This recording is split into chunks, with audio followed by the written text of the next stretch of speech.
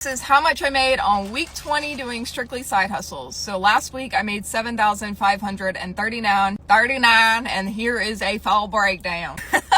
I literally cannot, but I did save the best for last, of course. Starting off with Rover dog walking, I made $300, and this was from keeping the 2 hamsters at my house. They're not actually hamsters, they're corgis, but they look like hamsters. And this is lower than normal because I recently lowered my prices to get more requests, so that's why. But next up is TrueCoin, an affiliate marketing course. I made $402. From my own digital products, I made $714.